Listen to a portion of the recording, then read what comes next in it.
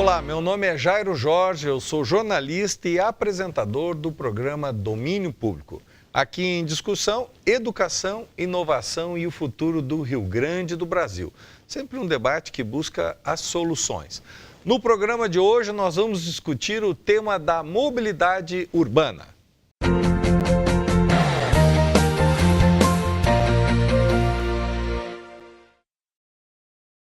Em 2013, milhões de pessoas ocuparam as ruas do Brasil exigindo melhorias no transporte coletivo e investimentos na mobilidade urbana. Passado 4 anos, poucos avanços ocorreram nessas áreas. Para discutir o tema da mobilidade urbana, nós convidamos Vinícius Ribeiro, graduado em Arquitetura e Urbanismo pela Universidade de Caxias do Sul, especializado em Gestão Empresarial na Fundação Getúlio Vargas. Participou do programa de mestrado em Planejamento Urbano Regional na Universidade Federal do Rio Grande do Sul, é diretor do escritório Go Arquitetura, Planejamento e Mobilidade e já foi vereador e secretário municipal de Trânsito, Transporte e Mobilidade de Caxias do Sul. E como deputado estadual, ele foi autor do projeto que instituiu o Plano Estadual de Mobilidade Urbana. Também é nosso convidado Marcos Koester, diretor do Grupo Koester, do qual faz parte a empresa Aeromóvel do Brasil. Possui um amplo conhecimento e experiência na indústria de processos, especialmente em automação, e sistemas de mobilidade urbana.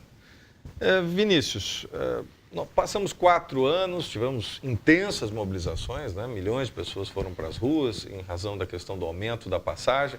O que nós podemos, que balanço nós podemos fazer na questão da mobilidade urbana 4 anos depois? Bom, primeiro, agradecer o convite, é uma honra muito grande estar debatendo esse assunto, tanto com o Koester, que foi o nosso parceiro em alguns momentos na Assembleia Legislativa, quando trabalhávamos naquela oportunidade a Política Estadual de Mobilidade Urbana em uma comissão especial e que teve também contribuições da empresa e também por parte da sua pessoa, e também ao teu programa. Eu me lembro como se fosse hoje uma faixa que a população, especificamente a sociedade de São Paulo, indo às ruas, epigrafava, divulgava. Se a tarifa não baixar, o Brasil vai parar. De fato, a tarifa baixou, mas o Brasil continua parado. O estopim das dificuldades de relacionamento e de eficiência da prestação de serviço no Brasil teve através do transporte coletivo, em que a sociedade naquela oportunidade entendia que a tarifa do transporte coletivo era muito caro, era ineficiente, não era de boa qualidade e não incorporava as tecnologias em que o mercado ofertava, principalmente em nível nacional. E que a prioridade do desenvolvimento econômico do Brasil estava muito alicerçado naquilo que a própria legislação hoje combate, que é a priorização dos deslocamentos através do transporte individual, mais especificamente o automóvel, que é um programa e que é uma política completamente falida no atual cenário em nível internacional. Quando a gente fala de mobilidade, Jairo, a gente tem que pensar em diversos diagnósticos.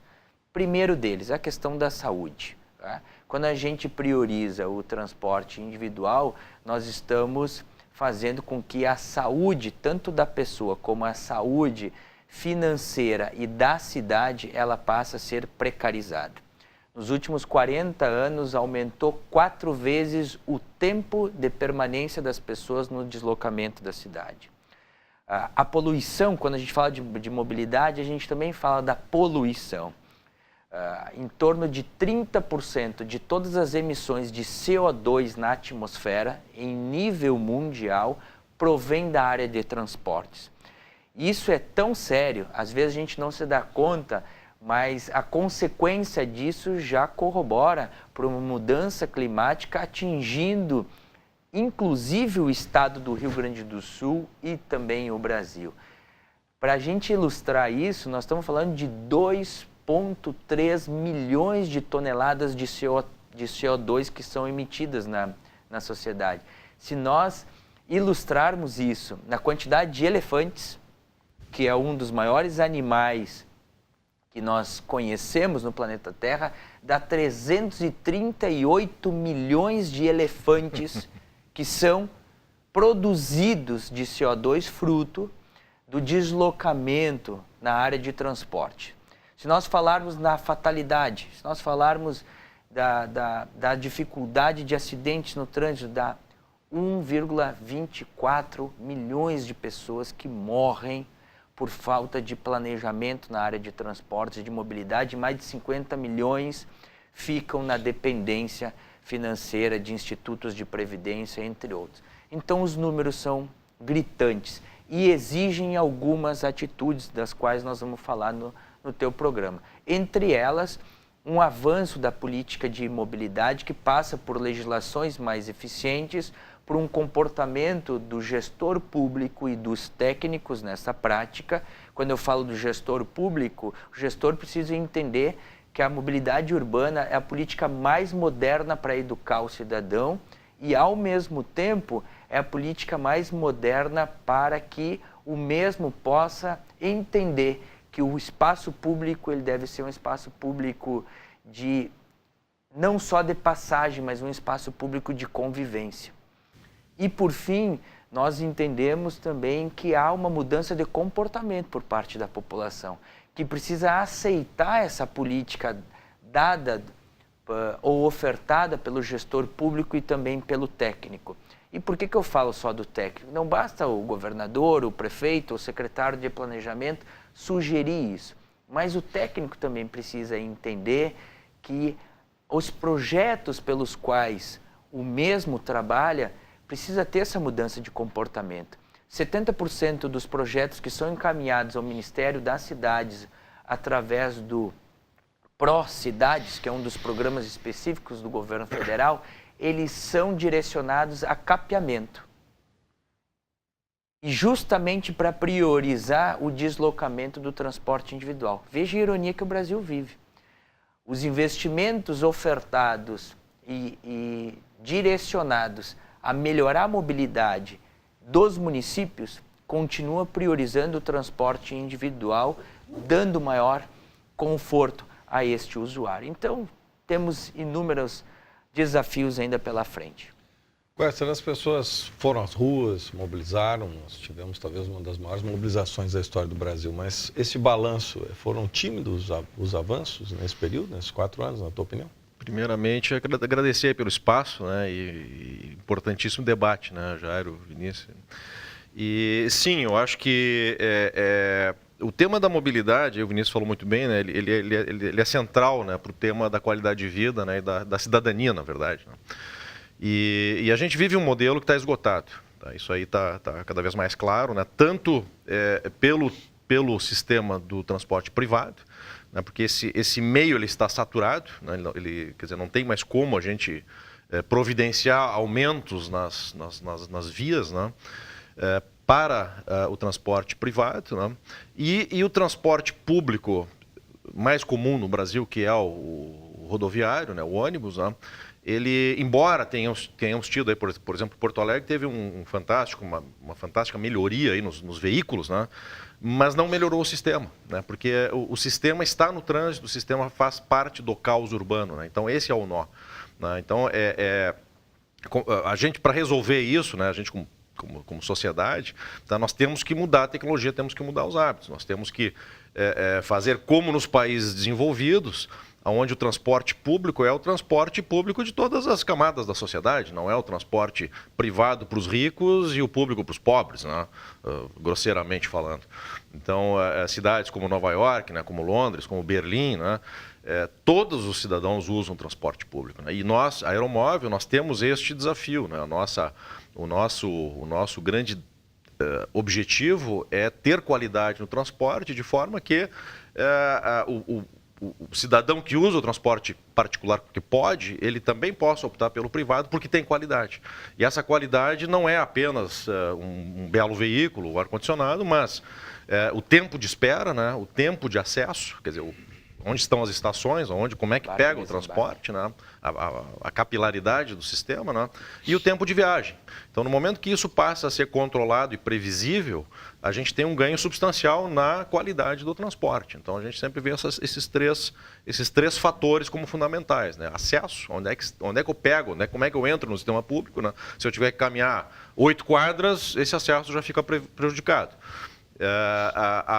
A velocidade do sistema, quer dizer, quanto tempo de viagem eu levo, se isso é previsível principalmente, que aí o trânsito bota uma variável desconhecida no processo, né? Então a gente acaba saindo determinado horário de casa porque tu não sabe se vai levar 20 minutos ou 2 horas, né, para fazer o mesmo trajeto. Então esse é o caos, né, que hoje, incontrolável, que a gente tem nesse sistema urbano vigente, né? Então a gente vê que esse tem que ser a rota aí do desenvolvimento da mobilidade. Ministro, você é autor do Plano Estadual de Mobilidade. Que contribuições esse plano traz a essa questão? Isso talvez seja uma das novidades, né, nesses 4 anos. O Plano Nacional de Mobilidade, ele tem a responsabilidade nacional, do Plano Nacional, e ele atribui todas as responsabilidades de mobilidade na área de transporte sustentável aos municípios. E os municípios sozinhos, como ente federativo, não conseguem operar e assumir essa responsabilidade que é de todos. Então ficou um hiato entre a federação e os municípios, que é uma responsabilidade do Estado. Principalmente, Jairo, nas regiões metropolitanas e nas aglomerações, que é responsabilidade da Constituição do ente federativo Estado. E o Estado não tem assumido essa responsabilidade. E quando a gente avança, essa é a primeira grande contribuição. O Estado do Rio Grande do Sul foi o primeiro estado do Brasil que trabalhou esse tema. Santa Catarina está trabalhando, Minas Gerais, Mato Grosso, Tocantins e mais um outro estado que me fugiu da memória. Segundo aspecto é o reforço de que o transporte não motorizado ele prevalece em cima do motorizado. Então o não motorizado ele se divide em duas características, é o a pé e é o da bicicleta. E ele é o melhor modo de transporte para pequenas distâncias, que nem o Koester falou antes, né? Se tem 700, 800 metros e não é eficiente. Aí nós temos que sempre trabalhar na prioridade do não motorizado, que aí vem a responsabilidade dos municípios, principalmente em relação à calçada. A calçada é o maior problema do Brasil, porque é uma responsabilidade privada numa área pública. Veja bem, é uma responsabilidade privada numa área pública.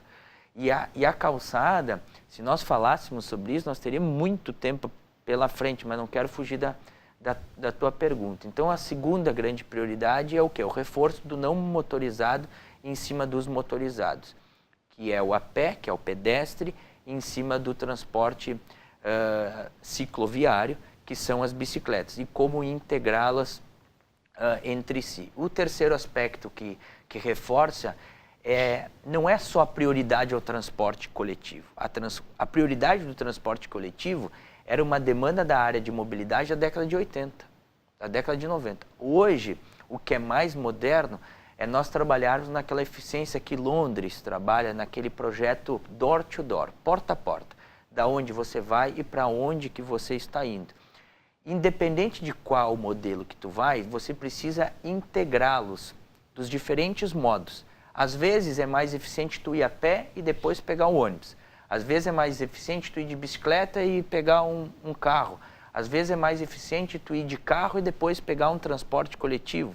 Às vezes é mais eficiente tu ir de carro e pegar um aeromóvel para depois pegar um trem.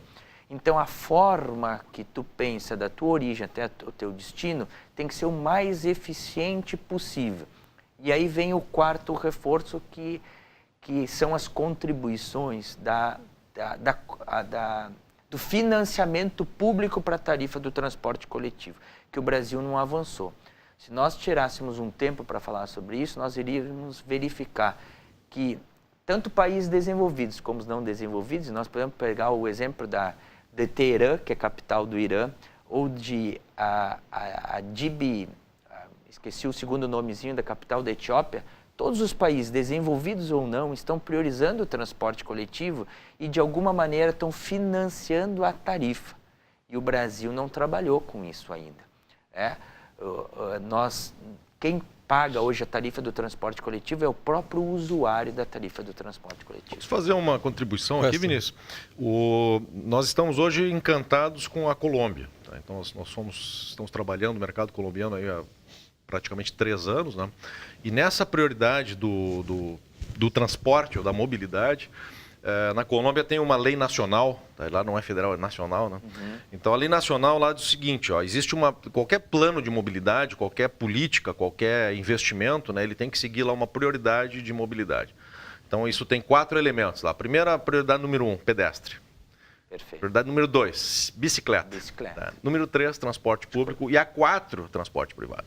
Então todos os sistemas, né, que o município prepara, que ele vai pegar um financiamento, que ele vai fazer um projeto, ele tem que obedecer obrigatoriamente a esta ordem. Né? Perfeito. Então, é muito interessante de ver como isso está formalizado através, inclusive, de legislação. Né? E a gente percebe isso, né? A gente teve uma reunião lá com o presidente do metrô de Medellín, por exemplo, a primeira lâmina da apresentação é isso.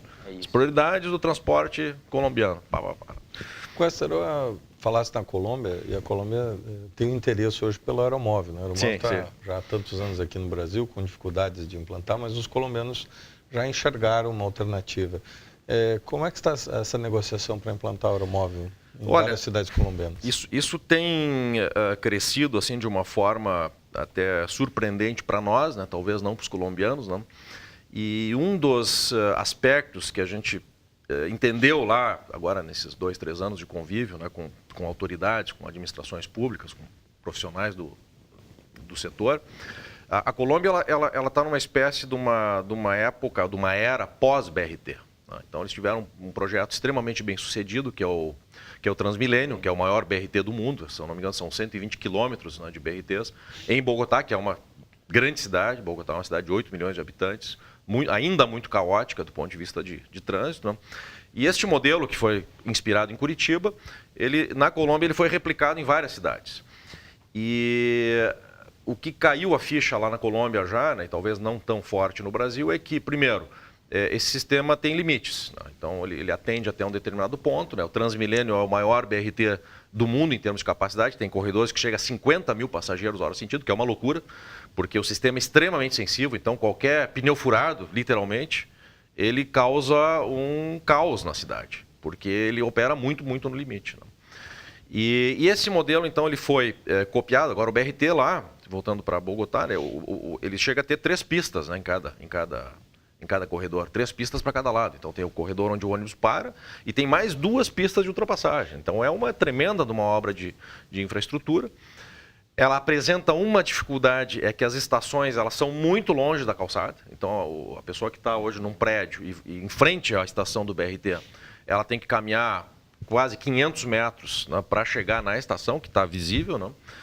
E isso é um limitante, quer dizer, o sistema ele tem dificuldade na verdade, ele não está dentro da cidade, que hoje o metrô, por exemplo, o metrô está embaixo dos prédios, né, e o BRT tem essa limitação. Mas o que acontece? Então, outros municípios, lá, se eu não me engano, são 5 ou 6 municípios, eles replicaram esse modelo de Bogotá, e agora aparecem os problemas, né, que é a viabilidade econômica, né, como é que paga a renovação dessas frotas, o custo, né, e o que o Vinícius falou no início, as emissões. Porque esse aí é um sistema movido a diesel, né? E na Colômbia tem um outro problema, que eles não têm que o Brasil aí nesse aspecto está muito avançado, que é o diesel limpo, esse de baixo enxofre, né? E na Colômbia não tem esse diesel, então o diesel deles é muito mais, e é perceptível, né? A gente está lá um dia, tu chega a sentir mal às vezes, né? Dependendo do trânsito, pela poluição do óleo diesel. Né? Para ilustrar os números, né? O Transurb aqui em Porto Alegre, ele opera com 320 a 350 passageiros dia, 1.000 passageiros dia. É menos hoje isso. É? Menos então hoje. 300, vamos botar 300, tá? Em horários de pico, em dias que são mais evoluídos, 300 mil passageiros dia. Nós estamos falando de um sistema de ônibus que opera 50 mil passageiros hora. A média é em torno de 500 mil por dia. Então, nós temos em Bogotá um sistema de BRT, que é, né, para o nosso telespectador, que é o ônibus rápido, vamos falar assim, numa tradução, né, um sistema de ônibus corredor rápido. Moderno, né? É um corredor moderno, que opera com 500 mil de habitantes dia. E nós temos um sistema de metrô construído lá no final da década de 70, início de 80, que opera com basicamente 300 mil passageiros dia. Então, vejam que nem sempre o sistema ou o modelo pelo qual nós optamos, se nós não atualizarmos e não integrarmos com outros modelos, nós não o tornamos eficiente. Então, deixa eu te fazer o contraponto agora, que é um outro número super interessante, ainda na Colômbia, né? Bogotá, que é a maior cidade, tem essa solução do Transmilênio. E depois tem Medellín, que é a segunda cidade mais importante, que tem um sistema de mobilidade excepcional, que é baseado em metrô, que é metrô de superfície, é muito parecido com o Transurb aqui.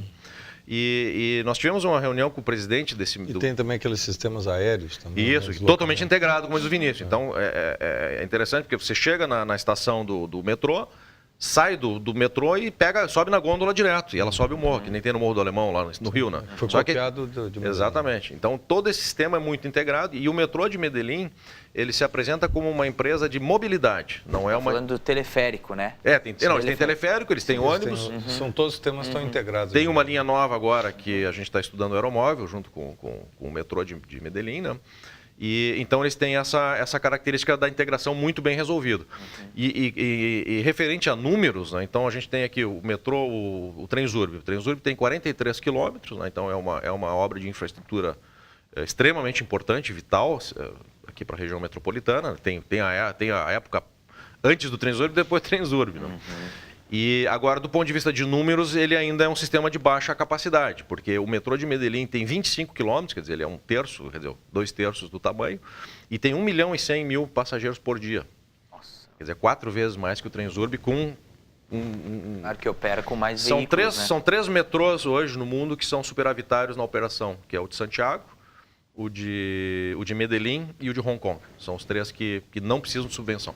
Vinícius, é possível pensar, nós temos, né, obviamente, aí muitos desafios na área da mobilidade, mas, por exemplo, a questão hoje das bicicletas passou a ter hoje uma nova abordagem, né? Grandes cidades como São Paulo, por exemplo, trouxeram o tema das ciclovias, mas também a questão dos carros elétricos. É possível pensar em 10 anos, por exemplo, já numa presença maior de carros elétricos, compartilhamento, por exemplo, de carros? Eu não tenho dúvida que isso já é uma realidade, Jairo.